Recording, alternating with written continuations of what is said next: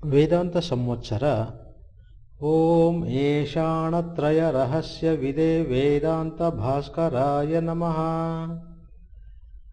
ಏಕ ಏವಾನಲಃ ಕಾಮಃ ಏಷಾಣತ್ರಯ ನಾಮತಃ ಸಂಸಾರ ಹೇತುಭೂತೋಯಂ ನೂನಂ ವೇದಾಂತ ಭಾಸ್ಕರಃ.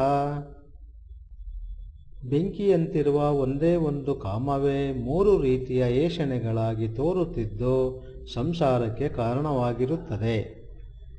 ನವೆಂಬರ್ 20 ಮೂರೂ ಒಂದೇ.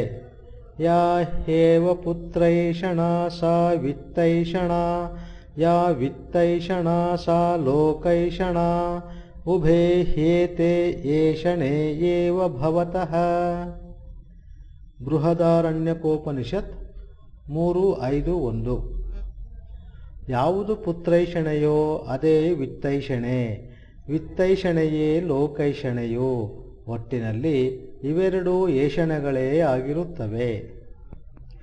ಪುತ್ರೈಷಣೆ ಎಂದರೆ ಮಗನನ್ನು ಪಡೆಯಬೇಕೆಂಬ ಇಚ್ಛೆಯೋ, ವಿತ್ತೈಷಣೆ ಎಂದರೆ ಹಣವನ್ನು ಸಂಪಾದಿಸಬೇಕೆಂಬ ಬಯಕೆಯೋ, ಲೋಕೈಷಣೆ ಎಂದರೆ ಸ್ವರ್ಗಲೋಕವನ್ನು ಗೆಲ್ಲಬೇಕೆಂಬ ಆಶೆ. ಒಟ್ಟಿನಲ್ಲಿ ಮೂರೂ ಬಯಕೆಗಳೇ ಆಗಿರುತ್ತವೆ. ಏಷಣೆ ಎಂದರೆ ಕಾಮ, ಕಾಮ ಎಂದರೆ ಆಶೆ, ಆಶೆ ಎಂದರೆ ಬಯಕೆ. ಎಲ್ಲವೂ ಒಂದೇ, ಬಯಕೆ ಎಂಬರ್ಥದಲ್ಲಿ ಈ ಮೂರೂ ಒಂದೇ ಆಗಿರುತ್ತದೆ. ಬಯಕೆಗೆ ಕಾರಣ ಅವಿದ್ಯೆಯೇ, ಅವಿದ್ಯೆಯಿಂದಲೇ ಕಾಮಗಳು ಉಂಟಾಗುತ್ತವೆ. ಅವಿದ್ಯೆಯು ತೊಲಗಿದವನಿಗೆ ಎಲ್ಲಿಂದ ಕಾಮಗಳು?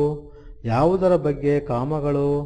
ಅವಿದ್ಯೆಯು ತೊಲಗಿತೆಂದರೆ ಕಾಮಗಳು ತೊಲಗಿದಂತೆಯೇ. ಆದ್ದರಿಂದಲೇ ಅವಿದ್ಯಾವಂತನಿಗೆ ಕಾಮಗಳ ಕಾಟ.